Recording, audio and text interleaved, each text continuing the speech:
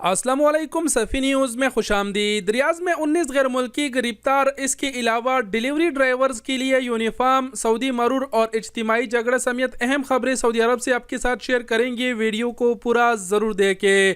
बिना टाइम गवाए बढ़ते हैं पहले खबर की जानिब। पहले खबर की वीडियो भी आप स्क्रीन पर देख पा रहे हैं।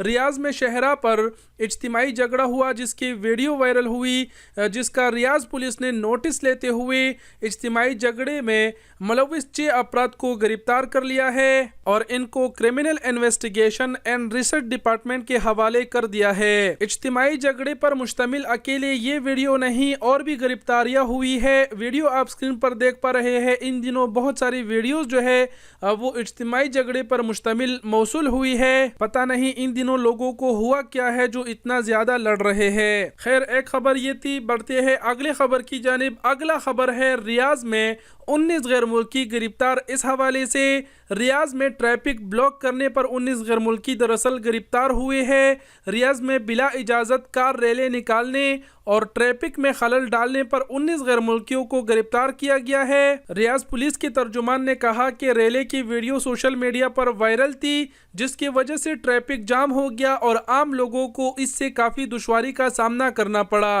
सोशल मीडिया पर वायरल होने वाली वीडियो के जरिए इन अफराद को गिरफ्तार कर लिया गया है और 19 गैर मुल्कियों का ताल्लुक सूरिया से है। एक खबर ये था। अगला खबर आप सबके साथ शेयर करते चली जो सऊदी मरूर की जानिब से है। सऊदी अरब में 28 जनवरी 2024 से लेके 3 फरवरी तक मुख्तलिफ शहरों से 2840 मोटरसाइकिलें खिलाफ वर्जियों पर जब्त हुई है। मोटरसाइकिल वालों को मैं पहले ही बता चुका हूँ कि हेलमेट होना चाहिए, आपका लाइसेंस होना चाहिए और आपके बाइक का जो नंबर प्लेट है वो सही होना चाहिए, वरना आपका बाइक भी जब्त हो सकता है। एक खबर ये थी। बढ़ते हैं अगले खबर की जानिब। अगला खबर है डिलीवरी ड्राइवर्स के लिए यूनिफॉर्म। दरअसल जैसे कि आप सब जानते हैं, मैं पहले भी आप सबको आगाह कर चुका हूँ कि जो होम फूड डिलीवरी का शोबा है उसमें सऊदी हुकूमत ने जो है थोड़ी सी सख्ती की है कि आज़ाद जो गैर मुल्की काम कर रहे हैं वो नहीं कर सकेंगे, सिर्फ जो शर्के वगैरह में काम कर रहे हैं वो ही कर सकेंगे। पहले वाली वीडियो में मैंने यूनिफॉर्म का भी जिक्र किया था कि सबको यकसा यूनिफॉर्म पहनना होगा वगैरह।